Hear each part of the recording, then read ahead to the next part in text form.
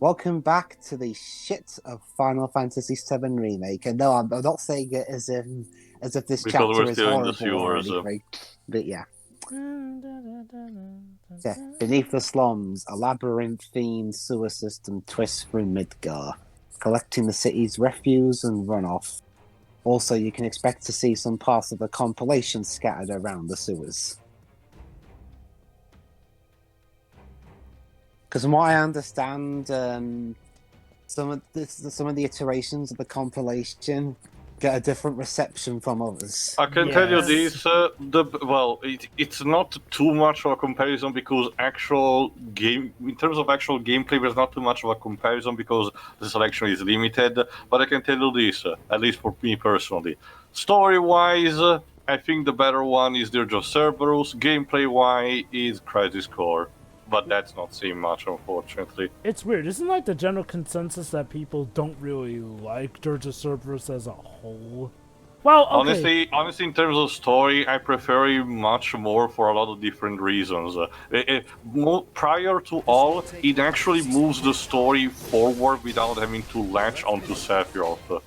Instead, actually providing a new threat while still expanding some stuff from before and expanding also the side characters, particularly because it's Vincent's story and all. And then comes the secret ending with Mr. One-Winged himself. Well, it's not. It's still not Sephiroth, at least. I mean, So that, Genesis is technically Sephiroth when we get down actually, to things. no, Drova. Remember, there were two different people with two different type of Genova cells implanted into them: the Project G and the Project S instead. Videlio, though, is like, oh, the way it's seen is that Genesis is sort of Boxes. basically Sephiroth, but the failed experiment variant. Well, it was a prototype of what Sephiroth was supposed to be, but that doesn't make them the same type of person. Like, they're not brothers or anything. They're just Yeah. two different people, just injected with Genova cells of a different configuration. Not exactly Oh, helped by the crap. hokey Which way do I go? Not exactly helped by the hokey dialogue of Crisis Core that pretty much goes on to this pretentious spiel about how Genesis and Sephiroth are like two sides of the same coin and all that. So anyway, now we're getting to the parts of the sewers where the paths can diverge, sort of. Well, if Like- you use the minimap, you will orient yourself better. But I looked to the options to enable the minimap and I couldn't find one anywhere. The game just switched it off on its own. Diva, don't mock the were-rat, okay? They're very sensitive. The swords. And I'll fists. show you what I can do. And magical And magic. staffs. Worked up a good sweat. Very good. If Octavia managed to live this long, amazing. And meanwhile, while Scott is running for the sewers, what's going through his mind is that he's humming the tune of the Honey Bee Inn because that will forever be imprinted onto his memory. For, scarring One reason or reasons. another, yeah. Yeah. Yeah, Yeah, that's Cloud's new form of practicing with his sword, box smashing. And he's decided, you know what? If I'm just going to be bashing these boxes to try and find the ashes of my parents, I might as well use it for other practical means. So use it as sword practice. So yeah, we got to somehow find a way to get to the other Drain the side. water. But it's currently being surrounded by people's feces. Let's just hope there's not actual Mako waste is also there because, in that kind of scene, if that's so, Cloud, well, I hope you were not planning to have children. Yeah, for a second I thought you meant someone was peeing in the Marco or something. What would Why? Mako-infused urination do? What wouldn't do, Drova? That's the better question. Well, I have two theories. Either the Marco would just dissolve the urine into nothing, You wanna give it a or try? someone will foolishly try and mix the two together and drink it. You.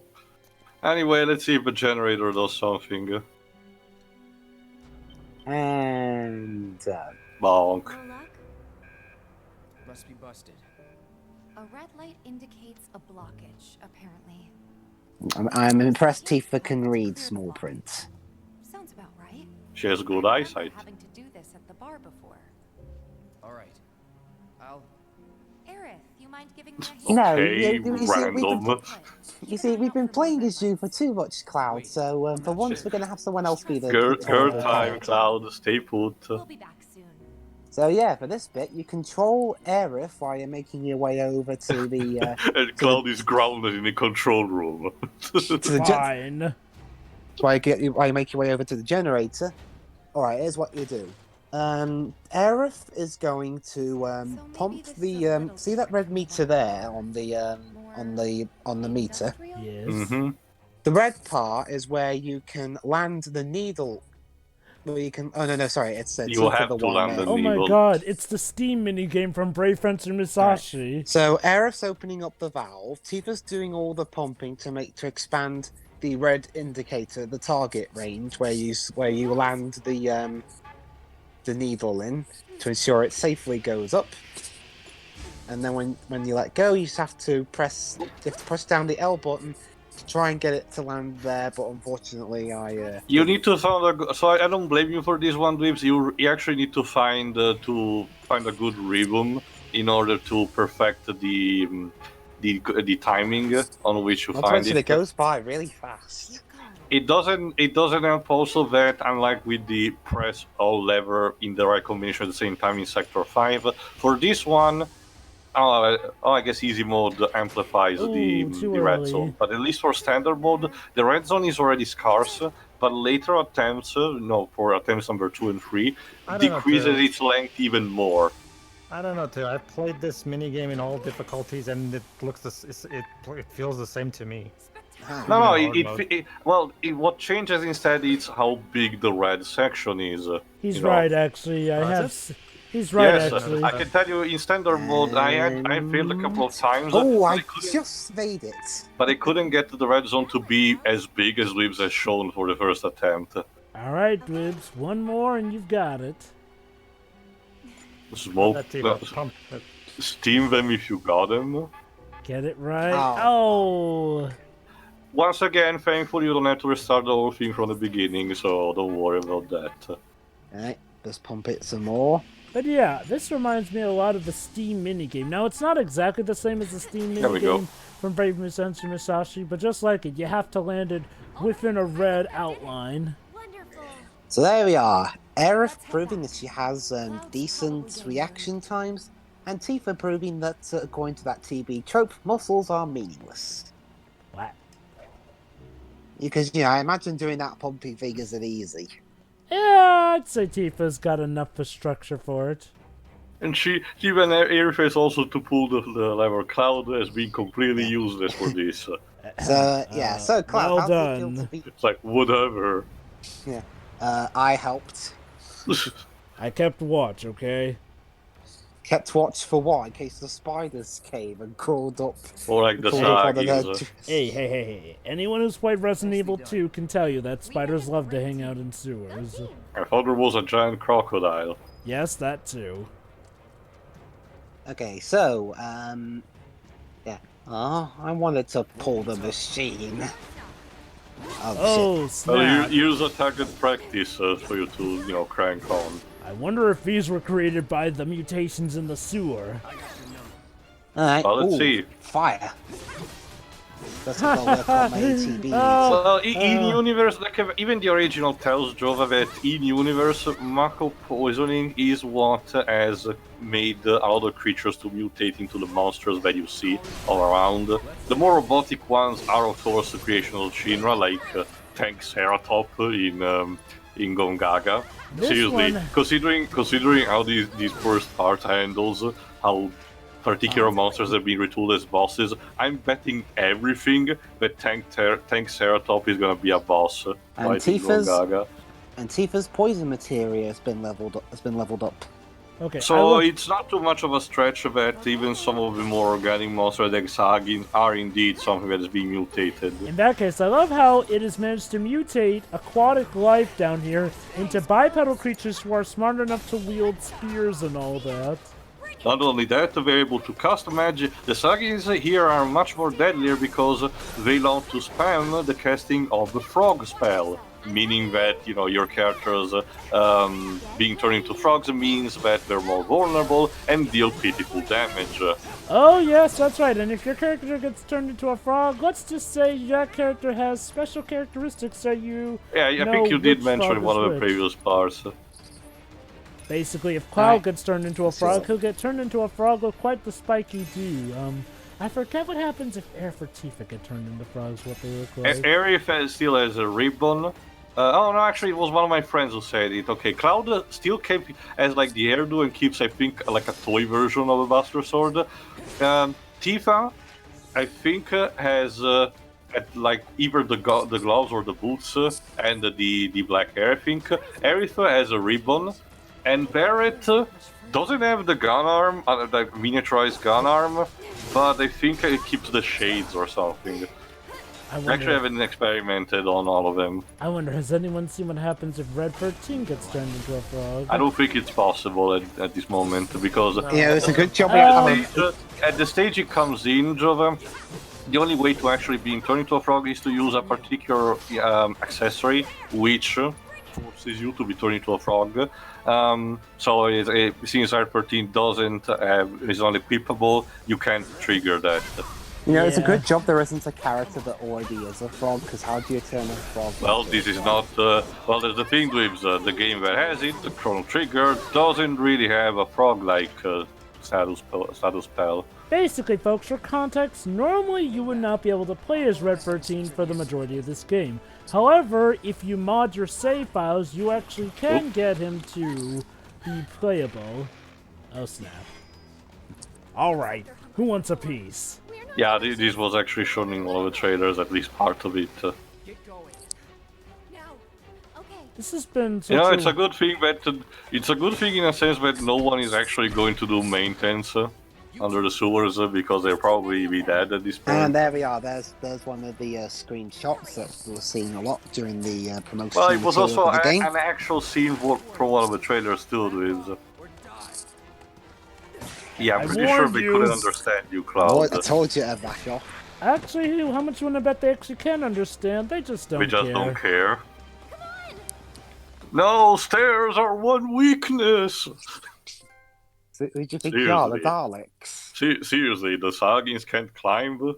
They can jump even high, too. Although actually, no, the Daleks have been able to climb stairs since 1988. So. Well, their enemies couldn't climb stairs in the original as well. No, so... I know, it's just that, again, we bother to show the cutscene where, like, we simply can't reach, even jump up or something. They're too stupid to climb. Yeah, that's actually more Welcome I to guess. Chapter 11, Haunted. They're just mindless monsters too. Of course. Again, mindless monsters that can wield spears and apparently have established a society. Hey, rude. Oh, shit. This is bullshit. So yeah, Reno and Rude are having second thoughts on what Shinra have planned. This doesn't. But they're This is doing it not. anyway. Well, that's their job, unfortunately, Dwibs. This is not helped by the. This is once again in tune with the characterization of Before Crisis, because at the end of that game, a lot of the Turks had to be essentially disbanded. Only Reno, Rude, and Sang remained, and they were not exactly happy about the situation they were in. But they were, still forced to get in because it was their fucking job. Just on patrol. Are you sure? Don't worry. We'll make it in time. Okay, I think the worst is over now. Absolutely. Okay, so welcome to Chapter 11. This is a chapter that some people, as I mentioned before, have some issue with. Some people will argue, okay, while most of the additions that this game made are great, the train graveyard is a section that a lot of people argue was not really needed, since it doesn't really add much to the plot, except for another scene with a certain element, which we'll come to see later, but otherwise does not feel like it really adds that much to it. I'm not too bugged by it, but I can definitely see why a lot of people argue that this section didn't need to happen, or at the very least, if they did want to have the train graveyard, it should have happened maybe at a later time, considering also the theme of the events. If I had to hazard a guess, it's a first impression given by how this is a separate chapter. If I had to hazard an hypothesis, unifying chapter 10 and 11 in a single chapter, not in a sense of cutting away stuff from either, but just simply not showcasing like a disparity between the two chapters and saying that chapter 10 encompasses both the sewers and the featuring graveyards, even to our chapter 9 encompassed both the sector 6 slums and the whole wall market sequence. I think it would have been, it would have probably been given a better first impression, because it feels the impression that it gives, I think, is that we're separated, so we're like dedicating too much just to this piece, instead of it gives the idea that it may feel wasteful for them. Yeah, Clyde, I know about getting lost in here. I got lost in the first section. Honestly, neither chapters are that long to begin with, so I don't see that much of a problem with them. It's not so much about the chapters themselves, it's just that people argue that the train graveyard as a section wasn't really needed. In the sense the where... train graveyard was a very quick thing to get through in the original, where they turned it into a full-blown dungeon in this one. And like I said, Miko, while that worked for a lot of other sections, the train graveyard doesn't really add anything narrative-wise, unlike a lot of other Gotta be honest, Jova, the sewer added even less, so if anything, they could have cut away from that. Well, Tio, I did mention that some people are a bit contentious about the sewer level as well, so yeah, there's that. Again, like I said, for the most part, people do like this remake, but yeah, there are some bits that a lot of people agree could have been better, and it's usually the sewer and the train graveyard that mostly pops up in that regard. And again, I can see why, a sewer level being a sewer level here, and like Pedro mentioned, whereas the train graveyard was a quick section, here it's more stretched out here. And again, as far as someone who's playing this for the first time knows, time is of the essence. Me? They want to get to Dwibs, you're someone who's actually seen the original. Well, imagine someone who actually doesn't know the proper story and all, even from the original. Now, okay, imagine you don't know how the story goes. As far as you know, time is absolutely of the essence. So, you obviously the idea is to get back to Sector 7 ASAP. Now, normally, there's something going on in a level that justifies it going on for a while. The sewer level had all that stuff going on there. So, yeah, for as much as people may not have liked the sewer level, at worst it was a necessary evil. The train graveyard, on the other hand, though, can get to the point where the character feels like... Well, it can get to the point where the player feels like it's just padding, because, like I said, nothing narrative-wise really happens here, to the overall More than narrative. anything, Jova, potentially... a sort of not even big lipped alligator moment, but more like it gives a bit of esoteric as a sort of esoteric sequence, which in itself could be potentially a throwback to Final Fantasy VI, because in a similar way, the way Final Fantasy VI implements the Phantom Train is kind of similar. Your current party at that point is running away from the Gestalt Empire. They take refuge into a forest, and out of nowhere arrives this Phantom Train, where they're basically forced to get aboard, traversing it entirely, fighting the ghost aboard it, even fighting randomly a thief that jumps in Stay out of the way of the sword. Do you want to from get one of the treasure chests, and at the end you have to fight the fucking thing yourself, the entire locomotive and all. And as people have memed to death, Sabin can even suplex the motherfucking thing. Yeah. So and after that happens, the payoff is essentially that one of your main characters, who just had seen his family pass away, get to say them goodbye. Considering what's going to happen later on in this chapter, I take that what they did to amplify this particular section is a sort of a throwback to that. That There's also is the fact a that I nice get the feeling- idea, but... Oh, go on, Pedro. I also get the feeling they took some cues from the train graveyard dungeon from World of Final Fantasy, of which Nomura was the creator, producer, and character designer.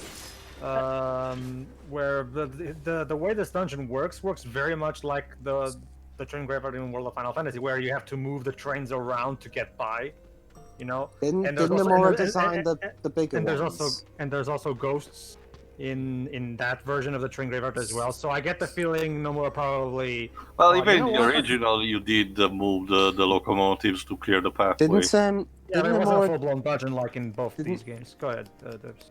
Didn't Nomura design the maxi models? The what? Sorry. The monsters, I think. No, the ones, the character designs that are their normal size, not their small one.